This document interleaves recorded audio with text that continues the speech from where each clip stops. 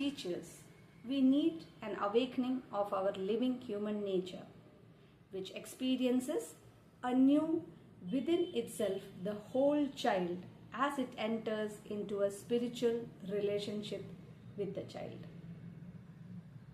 நம்ம லாஸ்ட் ஒரு 2-3 வீடியோஸ் முன்னாடி பார்த்துருந்தோம் that soul and spirit of the child அந்த பாடிக்குள்ள எவ்வளோ டிஃபிகல்ட்டாக ஃபீல் பண்ணி ஃபங்க்ஷன் பண்ணுறதை பற்றி நம்ம கவனிக்கணும் அப்படின்னு. ஸோ அதை பற்றி நம்ம என்ன புரிஞ்சிருந்தோன்னா we have a body and then we have a soul and spirit, right? அது சைல்டுக்கு மட்டுமே இல்லை, உங்களுக்கும் எனக்கும் இருக்குது. ஸோ அவங்க என்ன சொல்கிறாங்கன்னா, as teachers we need an awakening of our living human nature.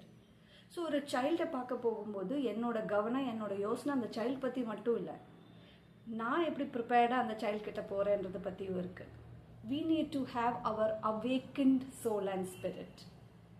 and நம்மளோட என்கவுண்டரோ மீட்டிங்கோ எப்படி இருக்கணும் அப்படின்னா, அந்த பாடியை beyond our body, that is அந்த சைல்டோட பாடி ஆர் என்னோட பாடியோட பியாண்ட் என்னோட ஸ்பிரிட்டும் அந்த சைல்டோட ஸ்பிரிட்டும் மீட் பண்ண முடியணும்.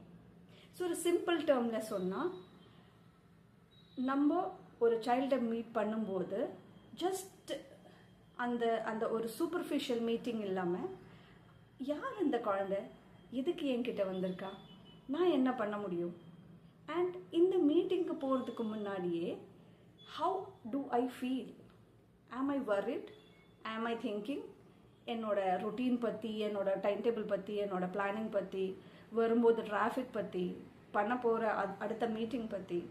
ஸோ ஒரு ஒரு அவேக்கண்ட் ஒரு இன்ட்ரெஸ்டோட, அது யாருன்ற ஒரு ஒரு டீப் இன்ட்ரெஸ்ட் அண்ட் குவெஸ்டனோட when we meet a child, என்னோட spirit can actually meet the being of that child.